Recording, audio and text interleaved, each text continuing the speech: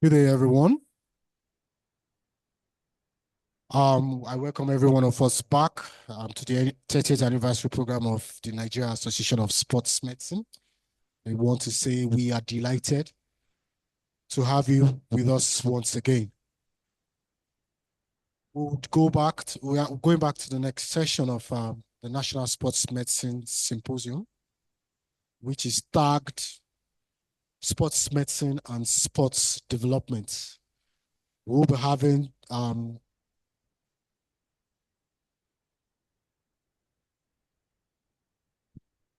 point of correction. The next session is tagged Charting a New Path for Sports Medicine in Nigeria. We'll be having two thematic sessions. Knowledge Exchange in Sports Medicine by Dr. Jimi Osinaike, who will be joining us, who will be delivering his lecture via Zoom, as well as the second thematic session, Injury Prevention. The second thematic session, Regional Perspectives. And that will be done by Dr. Sam Bondeminu of the National Institute of Sports, and he's here present with us physically. We will take these two sessions first, after which we will take a question and answer session, as well as comments and insights as the case may be. So let's kick off this cerebral session with Dr. Jimi Osinaike, who will be presenting us knowledge exchange in sports and exercise medicine. So, Dr. Jimi, you have the floor now. Talk to us. All right, thanks so very much, amiable secretary. Thank you so very much. Can you hear me now? We are waiting. Can you hear me? Can you hear me? Yes, we can hear you, Dr. Jimi Shayo. We can hear you. Okay, all right. I just want to be sure. So thank you so very much for this opportunity, and thank you for the executives of our great association, Nigerian Association of Sport Medicine. So today I'll be talking about knowledge exchange in sport and exercise medicine, and just briefly talk about myself, about what I do at the moment. I'm currently a PhD researcher in sport and physical activity at Sheffield Hallam University. My PhD is largely looking at the intersection between sport, exercise, and health in clinical settings. And I'm currently also a lecturer of anatomy and physiology at Tameside College in Manchester, United Kingdom. So those are just my affiliations. And this is briefly what I've done in the past, basically in sport and exercise medicine. So I've been opportune to work with the under 15 national team. I've been also opportune to work in an orthopedic clinic in Lagos as a primary care sport physician. Aside from those clinical roles, I've also done a bit of outreach and done a bit of dissemination as well. So I just thought to share this with us, just to know, my background and a few things, that I've done in the past and I'm currently doing. So my perspective to knowledge sharing in sport and exercise medicine is quite different and though not unique, but quite different. So I look at knowledge sharing in sport and exercise medicine from a social ecological framework or a social ecological perspective. A social ecological perspective looks at, the whole person, okay?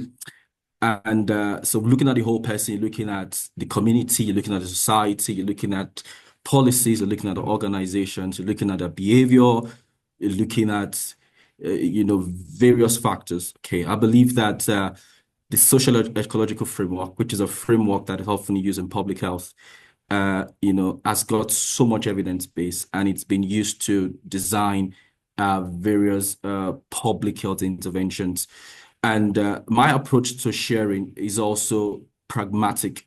So a pragmatic solution, a philosophical perspective looks for practical approaches based on the context in which that person operates.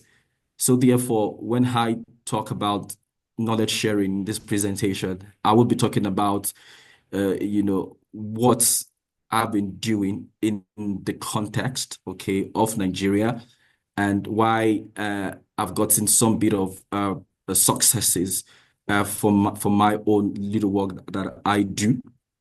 Okay. And why have why do I, use this perspective? Why am I pragmatic in my approach to knowledge sharing? Why am I looking at a social ecological framework? The reasons are not far-fetched, and that's because when we look at sports medicine has a lot of buzzwords. Okay, so you're looking at things like periodization, you're looking at things like concussion, FIFA 11 plus program. You're looking at things like REDS, relative energy deficiency syndrome. You're talking about periodization, Maddox's question for concussion. And these are those wonderful buzzwords, medical jargons, permit me to say, that people need to know, isn't it? Now, but I kind of discovered that, after my master's in sports medicine, I was so much excited. I learned all those buzzwords. But when I got back to Nigeria in 2019, I observed that I was speaking over the heads of a whole lot of people. Okay, so that coach that is currently with that grassroots football club in Egbeda or in Alimusho doesn't understand what FIFA 11 plus is. Okay, doesn't understand the concept of periodization, doesn't understand, things like, hey, this is the way to drink water. You don't just drink water anyhow. So I discovered that I was really speaking over their heads. Okay, even though these concepts are the basic concepts in sports medicine that could lead to, help athletes to maximize their sport performance. But again, understanding the concept does not mean the message is going to be passed. Okay, so it's important that we are kind of very, very pragmatic in our approach and look at, okay, what other ways can we, share our knowledge? What other ways can we promote whatever things we know about sports medicine? Now, this presentation is not really to talk about, what are the things we need to talk about in sports medicine, but I've just come to tell you about, my perspective to how, how I disseminate information in sports medicine. So first key thing for me is that make sure you don't speak over the heads of these people. Make sure you think about other approaches, other simpler ways in which you can get these messages across. Now, the second thing is that because your knowledge exchange, basically, you are speaking to footballers, you're speaking to athletes. So have had quite a lot of interactions. And even currently, I interact a whole lot with grassroots athletes. Okay, so for me, my approach, you understand why it is social ecological, because the typical grassroots athlete is thinking about so many things. They're thinking about the fact that, yes, I love the game, so you cannot doubt the fact that they love the game. They would also tell you that, okay, we no one gets injury. That tells you that they also have health concerns. They would also tell you things like, okay, we want to play in Europe. So that talks about, the financial realities. So understanding, what they are thinking, okay, can also help us to tailor, what our messages is going to look like, to them. I really know that, sometimes for sports medicine, we kind of use this top to bottom approach where we talk about policies, we talk about going to sporting events, working with the national teams. Now, those are good, those are amazing. But I believe, and I might be biased in my approach, is that for us to really sometimes make a lasting impact, we need to go to the grassroots. We need to begin to, talk to these people, understand what is in their head and what they need to know. So a good example is, for example, I've interacted with a lot of, players at the grassroots, and they come to you and they tell you that, okay, I've got a pain, okay, and they tell you that the pain is, so they'll tell you things like, okay, doctor, my vein, they pay me. They say, oh, doctor, my vein, they pay me. And you're asking, okay, how is your vein paining you? Have you got a thrombosis or something? But for them, anytime they have anything muscle related, it's a vein. Okay. So understanding, what they are even thinking helps you to see how you can actually, do your message. So the issue is not that you don't have the right information, is how can you pass the message across to them? Okay. As I said again, they have health concerns. So they also want to hear you out. Okay. And they don't want health concerns to prevent them, from not playing in Europe. Okay. So again, these are the things they are thinking. They are looking at Osimhen, for example. They have various role models, okay, that they also want to look like. They also want to be like in the future. So health concerns for them is a very, very big thing. Okay, even if they might not eventually, even though if that might not be a proximal thing they're thinking about, but you must understand that they are really thinking about it. It's now the way we pass the message across. Now, what informs my knowledge exchange? Okay, so I've tried to personalize this, because I've come here just to tell us some of the things I've done, and these things are evidence-based. Now, their desire. Okay, what do they want? What does that average grassroots footballer or that average grassroots athlete, what do they want at that point in time? What do they want to hear? Okay, so they're not so much concerned about you talking about VO2 max.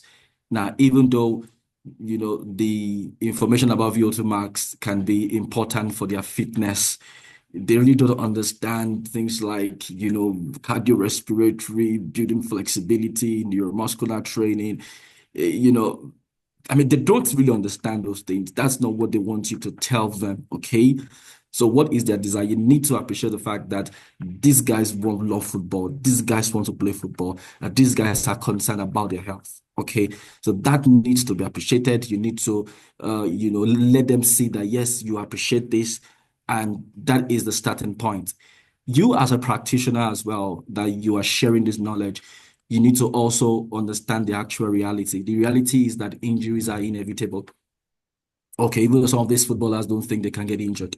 Okay, you need to understand the reality that not everyone amongst them will be a pro footballer. You also need to understand that there are poor health practices as well amongst these athletes, among these footballers. And poor health practices are not far-fetched. Remember, I said in my previous slide that they want to play in Europe, so they understand that the injuries can actually prevent them, even though they are not always proactive in preventing the injury or even trying to manage the injury when they have it. Okay, so you need to understand that we have poor health practices, poor injury prevention practices. I mean, I would actually share a few with you. So some days ago, I've been thinking with my team, looking at how we can, launch out a program about menstrual health and sport performance amongst female athletes. And now, female athletes generally, female footballers athletes generally, we don't have so much information. We don't have so much research in that area of sports medicine. It's now that it's beginning to get traction because people are beginning to look at things like, why we're having more ACLs in females and all that. So, but the issue of menstruation, menstrual hygiene is something that people have not even been talking about. Yeah, I know in Europe, people talking about it now, but in Africa, it's something people don't really talk about. So we've been thinking about what can we do to pass, this message across. And we've been thinking, me and my group, we're looking at, okay, we really need to understand what is the burden, what is the current issues about menstrual hygiene. And I had to speak to a grassroots footballer, a female, okay, used to play, top flights, okay, at least in Nigeria. And we're talking about menstrual hygiene, and she told me that, some players, when they are called to the national camp, for example, and if that time falls, during their menstrual period, some of them will have to go on contraceptives. Okay. Yes, I've read that, but I was hearing that firsthand. And the footballer also told me that some of them will have to use cotton wool as tampons. Okay. So as just to actually block the blood from coming out. And this female footballer was telling me that there are cases in which some female footballers are now having ovarian cysts. And again, that is not far-fetched. If you don't have a good menstrual hygiene, you're going to have, ascending information, ascending infection that could, cause so much harm in the uterus. Okay. It could even lead to infertility, at the long run. Okay. Now, these are the things that they don't know, that they don't understand. But you as a health practitioner, you can see that these people have poor health practices. And these are the things that are going to inform, what knowledge you need to provide and how you need to actually provide this information. You also need to understand as a practitioner, sharing this information is that the football career is short. Okay, so what happens after that? And remember that if they played football maybe for like 20, 25 years, most of them might have been playing with chronic knee injury, for example, and they might even have, some bits of, arthritis. Now, when some years back when I was practicing in Nigeria, and whenever I see an athlete, a footballer, I mean, I see a lot of footballers, so I'll be using footballers, and they come to us in our clinic in Egbeda, and oftentimes when they come to us, they will have done an X-ray, okay, but oftentimes maybe when they're still having the pain, that's when they will come to us. But by the time you see the X-rays, and I can tell you, though this is not an empirical evidence because no research has been done, but 6 out of every 10 X-rays you see have got, a sign of osteoarthritis. There is always a loss of joint space. Okay, so there's always a sign of osteoarthritis. Yes, it might be mild, it might be moderate, but a sign of osteoarthritis. And imagine a player that eventually MRI confirms that the player has got a meniscus tear. I mean, the shock absorber is gone already. Now, those are things that could even, worsen, that wear and tear eventually. So these guys get retired and they're battling with knee pain, or they are battling with low back pain because it's not been properly managed during when they were playing actively, okay? Or for some people, because while they were playing, okay, they were using loads of painkillers. In fact, I have also had first-hand experience because I interact with these guys of a footballer that was speaking to me about how she was always on painkillers because she was having chronic knee pains, consistent knee pain. She was on painkillers and she started having peptic perforations. She started bleeding because she was using the painkillers. All right. So again, those are the poor practices leading to poor health outcomes, eventually. So when you understand this, you begin to see sports medicine. I think the president talked about it when he was granting the interview about sport health.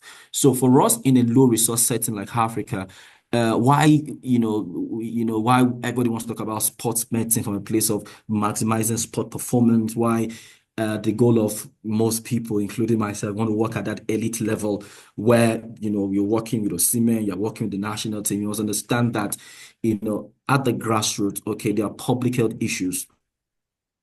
I mean, there are public health issues that people are really, eventually passing through. And that kind of begins to stir us up, begin to understand things that, okay, should we have a paradigm shift on how we do sports medicine, how we share our own knowledge in this part of the world? Now, I'll give you another examples. So again, I used to be a lecturer in a college, somewhere in the UK. And so I used to lecture sports science in that college. And in that college, we had this group of students. So those group of students were playing for the academic team of a non-league English football side, but they were also in college as well. And, most of them were doing sport, exercise science, physical activity or fitness related courses. And part of the things in their curriculum is this, we're teaching them about things like, what is injury prevention. In fact, they know some exercise physiological stuff that I was taught in medical school. So some of them understand, phases of healing. They understand the proliferative phase. They understand, all those things. So when these players get injured, you're not doing loads of education. In fact, they understand, okay, if I get injured, I have a swelling. They understand that, okay, probably that is, a vasodilation, blood is pulling there. They understand, okay, when I put ice, I'm trying to do a vasoconstriction so as to reduce blood flow to the site of injury. Now, they have the knowledge already. But our players don't have the knowledge. Our people don't have the knowledge, okay? So, and because they don't have the knowledge, they are more likely, to have poor outcomes eventually, when they get injured. So we need to begin to think about, our own perspectives to sports medicine. In fact, that is a big research on its own, where we begin to look at sports medicine perspective in low resource setting, like ours. So understanding their realities and the actual realities, for me personally, has actually informed the way I actually pass this message across to them. So therefore, knowledge sharing, must be beyond sport performance. Okay. Knowledge sharing, therefore, must be beyond sport performance. Sport performance is good. I'm not underestimating that. It must be beyond, trying to make them have the VO2 max, trying to look at their lactate threshold, trying to do, those various other things, trying to look at redness and all. I mean, those things are fantastic. We must begin to look at holistic health, okay? And, look at their health holistically. WHO defined health as a state of complete physical, social, and mental well-being, and not just the absence of disease. So for me, I always define sports medicine as a state of complete physical and social well-being, and not just the absence of injury. Okay, so that is Jimi Osinaike definition of sport health. It is a state of complete physical and social well-being, and not just the absence of sport injuries. Okay, so when we begin to see sports medicine like this, it kind of informs, our own, way we share information. Therefore, looking at all these things, we need to begin to grab the low-hanging fruits. We need to begin to look at the bottom-to-top approach. Okay, there's a lot to do beyond Medicare sporting events. Medicare sporting event is good, but there's a lot to do. Remember that those sporting events that they do, some of them are privileged to be in a sporting event. And I'll give another example. In 2015-16, when I was working as the under 15 national football team, thanks to so many mentors like Dr. Sam as well, and the Dr. Ms. Bakar as well. Some of the things I do observe is that for them, some of them, when they come to national camp, that's going to be the first time they even know that they are doctors called sport doctors. I mean, that is the first time some of them are like, oh, so we get doctor. Now, before that time, who has been their doctor? Who has been the doctor? So, and there's very little for you to do at that point in time. There's very little health education, sports medicine education you can do at that point in time. I mean, I remember we were in Japan with these 16 to 15, 16-year-old boys, and we struggled to tell them that you need to sleep. In fact, before we left Nigeria, I mean, to travel from Abuja to Japan was going to be a long journey. We had to go to Addis Ababa first. From Addis Ababa was another 12-hour journey. And while we were in Abuja, I told these boys, I was educating them about the importance of jet lag, and they'll say, doctor, no, man, we don't go jet lag at all. We get strength. I'm like, okay, you're not jet lag at all. And by the time we got to Japan, these guys were still very, very vibrant and agile. Okay, I was also amazed, anyways. But it was a struggle to get them to rest. It was a struggle to get them to understand that sleeping is one of the best form of recovery. Okay, yes, we tried our best. Now, yes, some of them got information, but what about those that don't have the access to be in a national camp? So therefore, we need to begin to think about, beyond when they come together, beyond sporting events. We need to begin to look at the low-hanging fruit. And the low-hanging fruit means that we need to prioritize the bottom-up approach. Okay, we need to begin to think about public health and sports medicine. We need to be able to think about that intersection between sports medicine, and public health. I can go on and share loads of experiences I've had, but the point there is that there are so many low-hanging fruits that we need to begin to look at as we begin to share our knowledge. There's so many things to talk about. There's so many things to share. Okay. Now, what is the impact of social media and knowledge exchange? Now, I would always go back to my methodology. I'm a very, very pragmatic person. Okay. As I've always said to people, my PhD is in the implementation phase. I mean, my PhD is, is a lot about implementation and scaling up. And a key concept about implementation is that you must understand the context where that innovation is being carried out. So, for example, if the evidence says that, for example, FIFA 11 plus, reduces injury. Yes, FIFA 11 plus reduces lower limb injury close to 47%. That is the evidence. But when you bring the evidence into her context, okay, when you take that evidence into Oshodi, where we have these grassroots footballers, does that evidence, would they buy that evidence? How would they interact with that evidence? Okay, so you need to be very, very look at your context. So social media, I know we've talked about VR, we've talked about this, and all of that. Now, again, what I want to say today might not be evidence-based, but they're just based on my own interactions. Now, I do a lot of education on social media, and I'm not bragging, but I'm not sure anybody does quite a lot. I do loads. I do loads of education on Twitter, and you will find out that there are very few people on Twitter. Okay, so I think it's recent time that someone said, okay, why not go on Facebook? You get why not go on? In fact, in Instagram, they're not on Instagram. Okay, so then how do we reach these people? Where are they? Where are they? So we need to go to them. We need to go to them. We need to go to them. We need to be considering medical outreaches. I mean, some years back, I went to University of to Yaba Tech. Okay, and a friend of mine, we did organize it together, and there was a track and field club in Yaba Tech. I can't remember the name now. And we went there, we were on the tracks, and after their training, we sat down together on the track, and we're talking about prevention, we're talking about recovery, we're talking about, the importance of massaging, why you should not do excessive massage. Now, we went to them, and see, trust me, a few of them that I went to that day, we're still in touch today, and we still communicate, they still ask a lot of questions. So yeah, why social media is good, why we need to try to innovate so that we're not left behind. We also need to begin to look at things as it relates to where these people are. Now, part two of my presentation, as I begin to round up, is what am I currently doing, or what do I do? How have I been able to do things? What am I doing in Nigeria? Please, I need to say this as a caveat. I'm not trying to sell anything. I'm not trying to maybe, oh, Jimmy is doing the Jimmy. No, I'm just here to tell you a few things that I'm doing with a few other passionate people.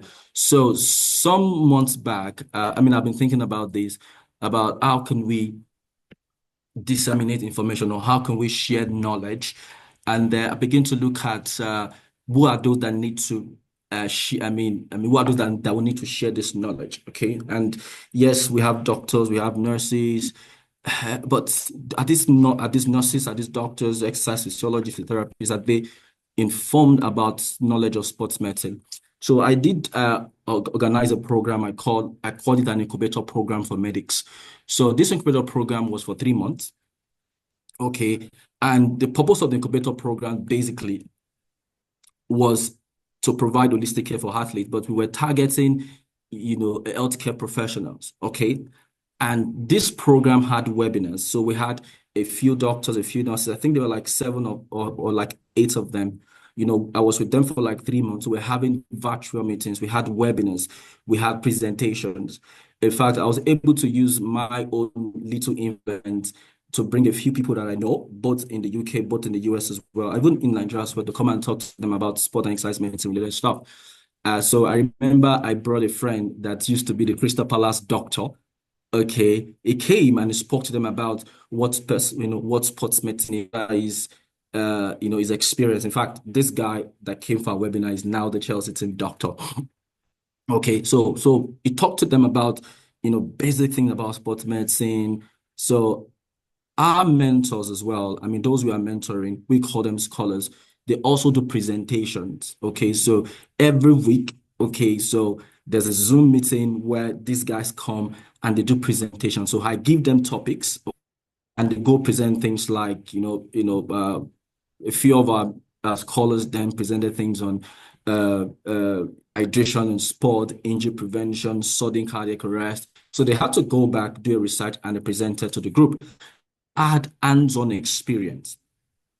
Okay, so so how did I, do this hands-on experience? So I had one of my mentors, Dr. Salami, who is also an ex-officio. So I've worked with Dr. Salami, for years, and Dr. Salami was gracious, basically, to say, okay, you can bring your mentors to my clinic, and they can come and observe what I do.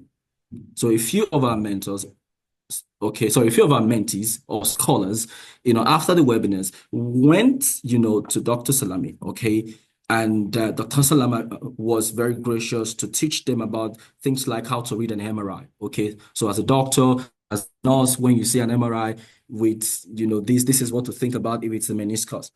Okay, so they had the hands-on experience because again, some of these guys I've not even seen how to repair an ACL before. I mean, I've seen loads of ACL repair.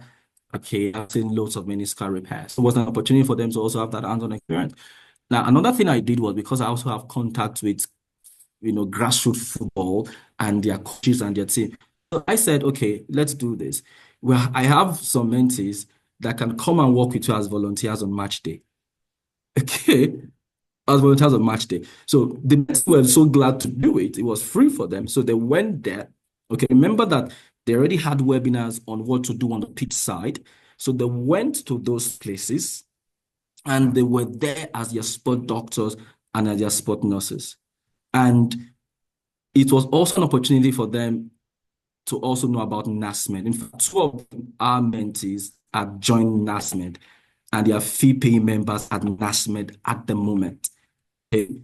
So again, that is what I've been able to do in sharing knowledge. And these are just some of the pictures of people that came. So we have Dr. Luwe here. Dr. Luwe is a Nigerian. He was on the webinar, spoke to these young people. I had the Sporting Lagos doctor. In fact, the Sporting Lagos doctor was a mentee. Okay. I referred him to Sporting Lagos, and he's the Sporting Lagos doctor. Is probably just 3 years post-medical school, but it was a Sporting Lagos when they were in the NPFL. And that was a massive experience for him. And he was able to come back to speak to other doctors, to other nurses. So that's something that we've been doing. Now, then, we are also doing sports medical outreaches. Because, I said earlier on that we need to begin to think pragmatically, okay? So tomorrow, for example, we are going to Ipaja tomorrow.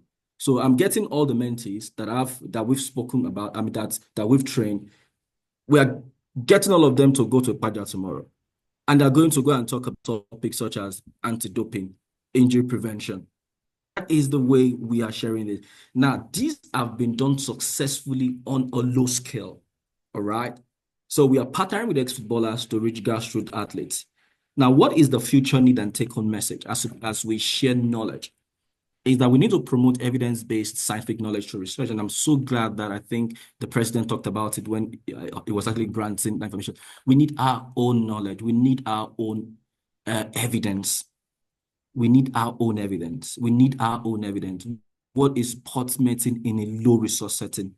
We need our own evidence. And our own evidence will be centered around things like context. We're centered around things like implementation. We need to basic research so that knowledge, attitude, and practices. What is the knowledge, attitude, and practice towards menstrual hygiene? We can get loads of information. Now, most opportunities for our professionals, so we need more opportunities. Okay, and these opportunities can come in terms of knowledge exchange. So again, this is an opportunity now that I have. So I'm showing knowledge. We need to encourage inclusivity of that allied health professionals. And that's something this administration of NASMED has done so well. I must really salute them for that in sharing the knowledge. But there's a caveat. And I'm not always afraid to say this, that while we are promoting inclusivity, we need to also talk about everyday practices. So we don't want any other person. We don't want the fact that, yes, we are, bringing people in. The information at the evidence base, as the information the right. Then we need to finally work with the athlete support personnel as to begin to do knowledge sharing. So trust me, whether we like it or not, they listen to their coaches more than they listen to us. Okay, so how can we get the message across? How can we share this message, even to their support personnel, such as their coaches, such as their agents, their managers, to get this message across to them. Thank you. So that's my presentation. Thank you so very much. Wow, let's